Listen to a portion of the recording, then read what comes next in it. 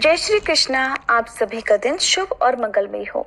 हमारे चैनल पर इन कथाओं को सुनने के लिए, वीडियो को लाइक और कमेंट्स करने के लिए आप सभी का बहुत बहुत धन्यवाद। हमारे इस चैनल पर हमारे हिंदू धर्म में प्रचलित जितने भी व्रत और त्योहार हैं, उन सभी की पूजा विधि, कथा और शुभ मुहूर्त की भी जानकारी दी जाती है। अगर आप जानना चाहते हो तो इन सभी वीडियोस को भी जरूर देखिएगा। अब सुनिए आगे की कथा। और आज आप भगवान कृष्ण और श्री राधा रानी की बहुत सुंदर कथा भी सुनेंगे। वीडियो अगर अच्छी लगे तो लाइक और कमेंट जरूर कीजिएगा। कान्हा जी की बात हो और राधा रानी का जिक्र ना हो, भला ऐसा कैसे संभव है? राधा कृष्ण को एक दूसरे के बिना अधूरा माना जाता है। तभी तो सारे भक्त कान्हा जी को राधा कृष्ण के नाम से ही पुकारते हैं।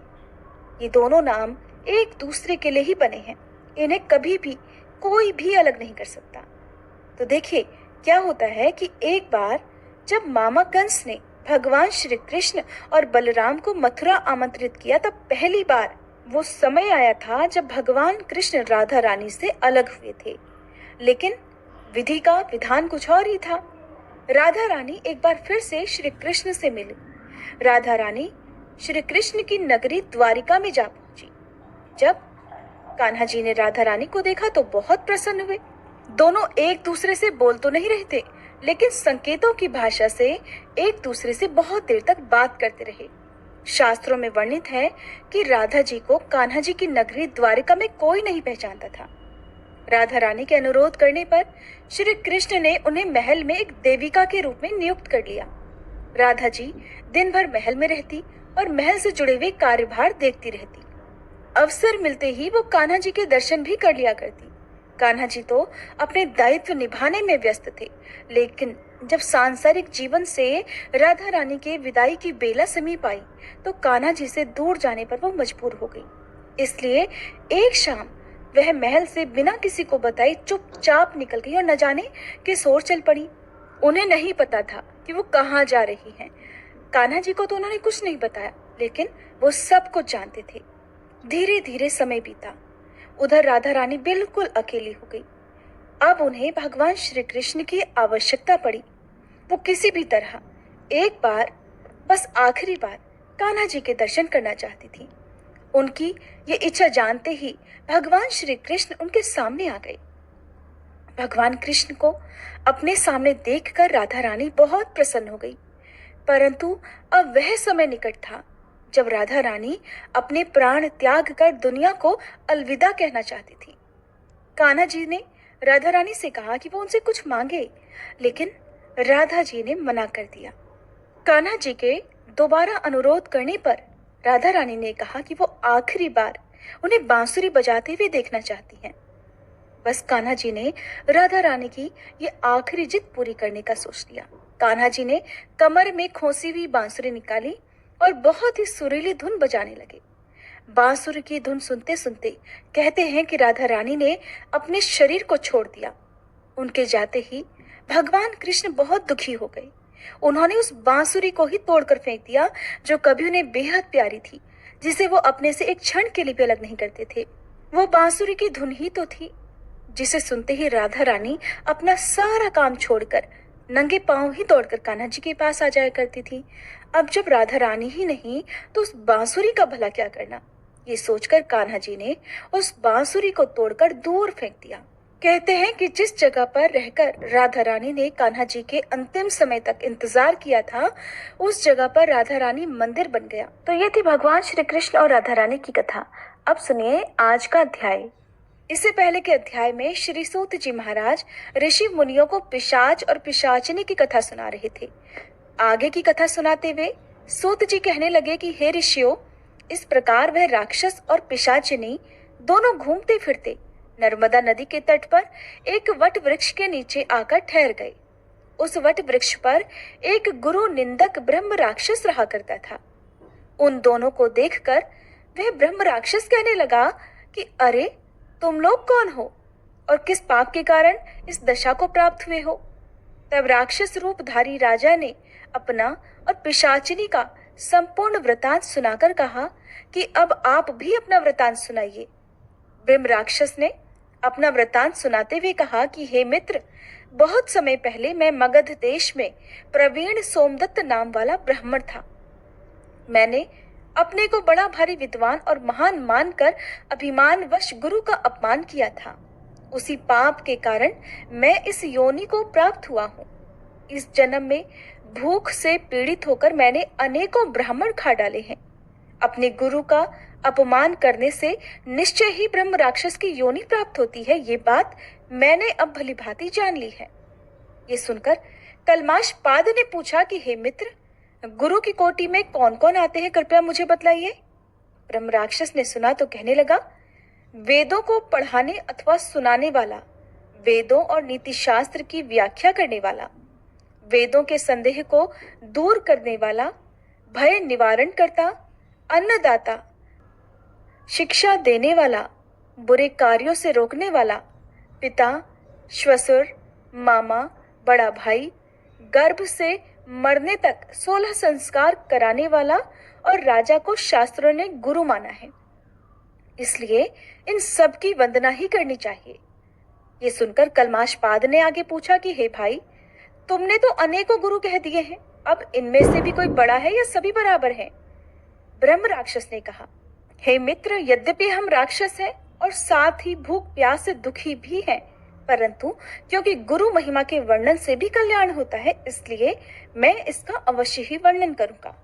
सुनो, सब गुरु बराबर हैं, फिर भी इस संबंध में शास्त्रों का कथन सुनो। वेद और मंत्रों का उपदेश करने वाला, धर्म शास्त्रों और पुराणों के व्याख्याता और उपदेशकर्ता ये विशेष गुरु माने गए हैं। इनमें से प्रमुख गुरु वह है जो देव पूजन कराए, देव पूजा का फल बतलाए या फिर गुप्त मंत्र का उपदेश दे। ब्रह्म राक्षस ने अपने राक्षस बनने की कथा सुनाते हुए कहा कि मैंने धर्म, अर्थ, काम और मोक्ष देने वाले सभी पुराण गौतम ऋषि से सुने थे। एक समय मैं शिवजी का पूजन कर रहा था कि उसी समय महर्षि गौतम जी वहां पर आ गए। मैं पूजा में ही लगा रहा और फिर मैंने खड़े होकर अपने गुरु को प्रणाम भी नहीं किया। तब शिवजी ने गुरु का अपमान करने के कारण मुझे ब्रह्म राक्षस की योनि में डाल दिया। ये कथा सुनाते हुए श्री सूत जी ने कहा, हे ऋषियों, इस प्रकार गुरु की महिमा का वर्णन करने और सुनने से उन तीनों के ही पाप नष्ट हो गए। ठीक उसी समय उन्होंने कुछ दूरी पर गर्ग मुनि को आते हुए देखा तो पिशाचनी और दोनों राक्षस उन्हें अपना भोजन जानकर दोनों हाथ उठाकर उन्हें खाने के लिए उनकी ओर भागे। परंतु गर्ग मुनि के द्वारा शिव जी का नाम लिए जाने पर उनके समीप ना जाकर पिशाचनी दूर से ही कहने लगी, हे महात्मन, आपको नमस्कार है। हमने न जाने कितने ही ब्राह्मण खा डाले हैं, परंतु महादेव जी का नाम स्मरण करने के कारण ही आप सुरक्षित हैं। तब गर्ग मुनि ने तुलसी युक्त जल से उनका अभिषेक किया। उस जल का स्पर्श होते ही वे तीनों राक्षस योनि से मुक्त होकर देव रूप हो गए। ब्राह्मणी और सोमदत्त विष्णु रूप होकर गर्ग मुनि की स्तुति करने के बाद विष्णु लोक को चले गए। उन दोनों के वैकुंठ लोक को जाने के पश्चात श्राप मुक्त राजा कलमाशपाद अब सोच में पड़ गया कि इन सब की तो मुक्ति हो गई, अब मेरी मुक्ति किस प्रकार संभव होगी। उसको इस प्रकार शोक में निमग्न देखकर गुप्त रूप से सरस्वती जी बोली, हे राजन, तुम किसी प्रकार की चिंता मत करो। राज्य सुख भोगने के बाद अंत में तुम्हें भी विष्णु लोक की प्राप्ति होगी। इन वचनों को सुनकर राजा कलमाशपाद अत्यंत हर्षित हुआ। फिर राजा ने अपने गुरु का स्मरण किया और गर्ग मुनि को प्रणाम करके गंगा जी की स्तुति की। इसके बाद राजा भगवान विष्णु का स्मरण करता हुआ काशी जी चला गया। काशी जी में 6 मास रहकर राजा गंगा जी में स्नान और विश्वनाथ महादेव जी के दर्शन करते हुए आनंद प्राप्त करता रहा। इसके बाद प्रसन्नता पूर्वक अपने राज्य में आया। तब गुरु जी ने उसका अभिषेक कर उसे पुनः राजा बना दिया और वह अनेकों वर्षों तक राज्य करने के बाद अंत में मोक्ष को प्राप्त हुआ। इस कथा को समाप्त करते हुए श्री सूत जी ने ऋषियों से कहा, हे मुनियों, इसमें आश्चर्य जैसी कोई बात नहीं। भगवान का गुणगान करने और काशी जी का दर्शन करने से मनुष्य को निश्चय ही मोक्ष की प्राप्ति हो जाती है, तो गंगा जी में स्नान करने मात्र से ही करोड़ों जन्मों के पाप भी समाप्त हो जाते हैं। मुनियों को ये कथा सुनाकर श्री सूत जी महाराज कुछ क्षणों के लिए मौन हो गए। इसके आगे जो कुछ भी हुआ उसका वृतांत आप सभी अगले अध्याय में जरूर सुनिएगा। अब सुनिए श्री तुलसी चालीसा पाठ और तुलसी माता की आरती। जय जय तुलसी भगवती सत्यवती सुखदानी, नमो नमो हरि प्रेसी श्री वृंदावन खानी। श्री हरि शीश विरजनी देहु अमर वर अम्ब, जनहित हे वृंदावनी अब न करहु विलंब। धन्य धन्य श्री तुलसी माता, महिमा अगम सदा श्रुति गाता। हरि के प्राण हूँ से तुम प्यारी, हर ही हेतु कीन्हो तप भारी। जब प्रसन्न है दर्शन दीन हो, तब कर जोरी विनय उस कीन्हो। हे भगवंत कंत मम होहु, दीन जानि जानि छाड़हु छोहु। सुनी लक्ष्मी तुलसी की बानी, दीन हो श्राप कध पर आनी। उस अयोग्य वर मांगन हारी, हो बिटप तुम जड़ तनुधारी। सुनि तुलसी ही श्रव्यो तेहि ठामा, करहु वास तुहु नीचन धामा। दियो वचन हरि तब तत्काला, सुनहु सुमुखी जानि होहु बिहाला। समय पाई ब्योहरो पाति तोरा, पूजहि आस वचन सत मोरा। तब गोकुल मह गोप सुदामा, तासु भई तुलसी तू बामा। कृष्ण रास लीला के माही, राधे शक्यो प्रेम लखि नाही। दियो श्राप तुलसी तत्काला, नर लोक ही तुम जन्महु बाला। यो गोप वह दानव राजा, शंख चूर्ण नामक शिर ताजा। तुलसी भई तासु की नारी, परम सती गुण रूप अगारी। अस द्वै कल्प बीति जब गयहु, कल्प तृतीय जन तब भयहु। वृंदा नाम भयो तुलसी को, असुर जलंधर नाम पति को। कर अति द्वंद अतुल बल धामा, कीन्हा शंकर से संग्रामा। जब निज सैन्य सहित शिव हारे, मरहि न तब हर हर ही पुकारे। पतिव्रता वृंदा थी नारी, को न सके पति ही संहारी। तब जलंधर ही भेष बनाई, वृंदा ढिग हरि पहुँचो जाई। शिव हित लहि करि कपट प्रसंगा, कियो सतेत्व धर्म तो ही भंगा। भयो जलंधर कर संहारा, सुनी उर शोक उपारा। तेहि क्षण दियो कपट हरि तारी, लखि वृंदा दुख गिरा उचारी। जलंधर जस हत्यो भीता, सोई रावण तस हरहि सीता। अस प्रस्तर सम हृदय तुम्हारा, धर्म खंडी मम पति संहारा। यही कारण लहि श्राप हमारा, होवे तनु पाषाण तुम्हारा। सुनि हरि तुरत ही वचन उचारे, दियो श्राप बिना विचारे। लख्यो ना निज कर दूत पति को, छलन चाहियो जब पार्वती को। जड़ मति तुह अस हो जड़ रूपा, जग में तुलसी बिटप अनूपा। धग्व रूप हम शाली ग्रामा, नदी गंडकी बीच ललामा।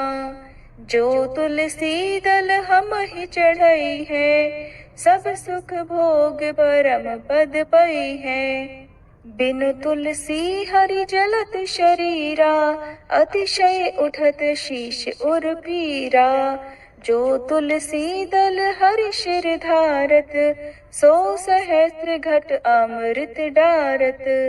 तुलसी हरि मन रंजनिहारी, रोग दोष दुख भंजनिहारी। प्रेम सहित हरि भजन निरंतर, तुलसी राधा में नाही अंतर। व्यंजन हो 56 प्रकारा, बिन तुलसी दल ना हरहि प्यारा। सकल तीर्थ तुलसी तरु छाही, लहत मुक्ति जन संशय नाही। कवि सुंदर इक हरि गुण गावत, तुलसी निकट सहस गुण पावत। बसत निकट दुर्वासा धामा, जो प्रयास ते पूर्व ललामा। पाठ करहि जो नित नर नारी, होहि सुख भाषहि त्रिपुरारी। तुलसी चालीसा पढ़ी तुलसी तरु गृहधारी, दीप दान करी पुत्र फल पावहि बंध्यहु नारी। सकल दुख दरिद्र हरिहार वै परम प्रसन्न, आशय धन जन लड़हि कर बसहि पूर्णा अत्र। लाही अभिमत बल जगत, महिलाहि पूर्ण सब काम। जेहि दल अर्पहि तुलसी, तह सहस बसहि हरि राम। तुलसी महिमा नाम लख, तुलसी सूत सुख राम। मानस 40 रच्यो, जग मह तुलसीदास। प्रेम से बोलिए तुलसी महारानी की जय। तुलसी महारानी नमो नमो, हरि की बटरानी नमो नमो। तुलसी महारानी नमो नमो, धन तुलसी पूरण तप कीनो। शालिग्राम बनी बटरानी नमो नमो। तुलसी महारानी नमो नमो, हर की बटरानी नमो नमो। जाके पत्र मंजरी कोमल, श्रीपति कमल चरण लपटानी नमो नमो। तुलसी महारानी नमो नमो, हरि की बटरानी नमो नमो। कौन महीने बोई रानी तुलसा, कौन महीने हुई हरियाली नमो नमो। तुलसी महारानी नमो नमो, हर की बटरानी नमो नमो। कौन महीने हुई तेरी पूजा, कौन महीने हुई बटरानी नमो नमो। तुलसी महारानी नमो नमो। आषाढ़ मास में बोई रानी तुलसा, सावन महीने हुई हरियाली नमो नमो। तुलसी महारानी नमो नमो, हरि की बटरानी नमो नमो। कार्तिक मास में हुई तेरी पूजा, मंगसिर मास हुई बटरानी नमो नमो। तुलसी महारानी नमो नमो, हर की बटरानी नमो नमो।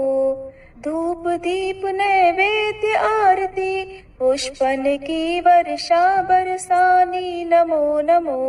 तुलसी महारानी नमो नमो, हर की बटरानी नमो नमो। 56 भोग 36 व्यंजन, बिन तुलसी हरि एक न मानी नमो नमो। तुलसी महारानी नमो नमो, हरि की बटरानी नमो नमो। जो तुलसी को सवेरे गाए, श्री कृष्ण के दर्शन पाए नमो नमो। तुलसी महारानी नमो नमो, हर की बटरानी नमो नमो। जो तुलसी को दोपहर गाए, खीर खांड का भोग लगाए नमो नमो। तुलसी महारानी नमो नमो, हर की बटरानी नमो नमो। जो तुलसी को सांझ को गाए, श्री कृष्ण की आरती उतारे नमो नमो। तुलसी महारानी नमो नमो, हर की बटरानी नमो नमो। जो तुलसी को रात को गाए, श्री कृष्ण के चरण दबाए नमो नमो। तुलसी महारानी नमो नमो, हर की बटरानी नमो नमो।